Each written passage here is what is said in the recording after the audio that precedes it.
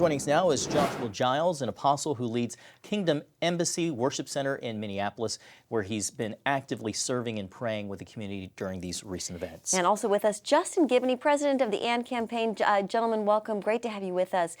Joshua, let's start with you if we could. So you've been on the ground there praying with the people in the community during what's been a very tense time for Minneapolis. What are you hearing, Joshua, from people there? And what are some of the things they're asking for most?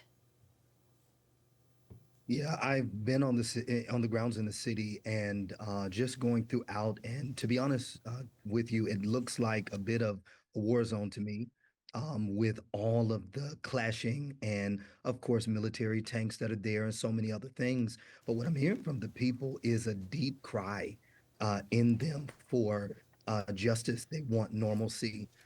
They want things to go back to what they were.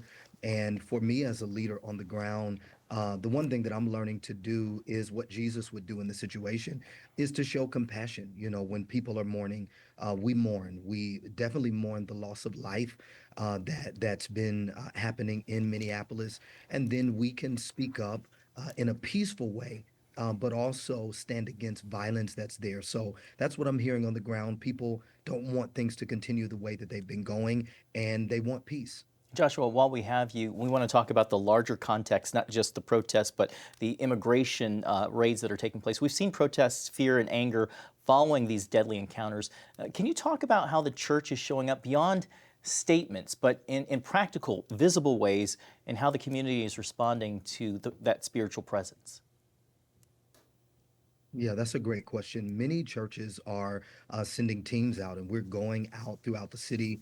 We're there on the streets of where the tragedies have occurred, and we're being a point of prayer for people that are there. And not only that, we're having conversation and just listening to the hearts of people. And I think that's one of the best things that we can do as the church, is to pray, but then also to hear the perspective that others have, and then to meet them at a point of commonality.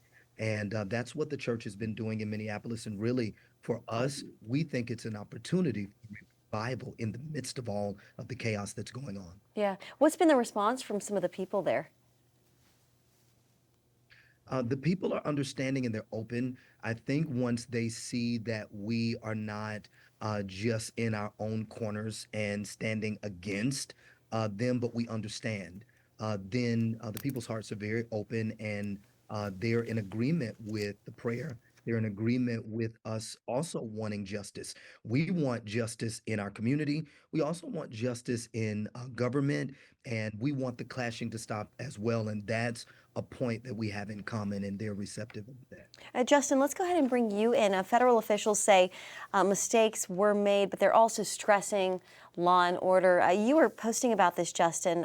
Talk about how Christians can balance, both wanting this accountability that Joshua was talking about and peace, but also at the same time rejecting, violence, chaos, and a lot of the tension that we're seeing on the streets. Yeah, well, the first thing I think we have to understand from a biblical point of view is that justice and order go together.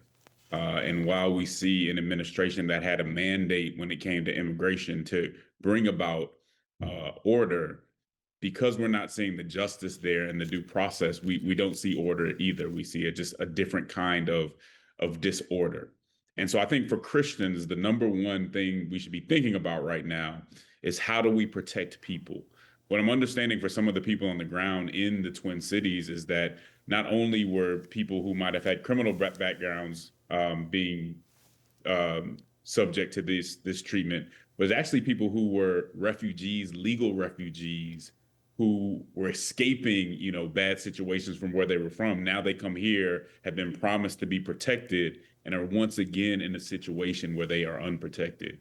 And so that's something that I think deserves a serious rebuke from the church. So the biggest question we should be asking is, how can we protect people right now and make sure that everybody is being treated justly, and then we can get to order?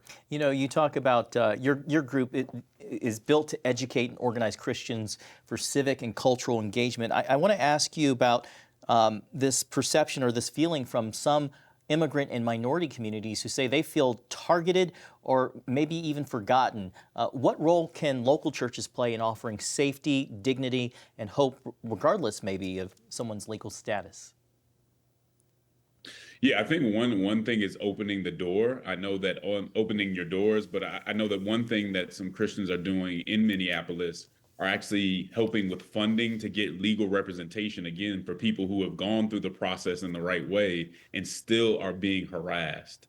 And so when we can, I mean, we've seen people out there marching, protesting, and just representing people who may not feel like they have a voice right now, finding ways to make sure they have representation, to speak up for them, and to speak to our government representatives to say, hey, something needs to change. This is unacceptable. And I think we see some of that because even with the administration, we're seeing a pivot in how, at least in the rhetoric, and how they're addressing this. Yeah, Tom Homan is definitely a sea change for sure in the situation in Minneapolis.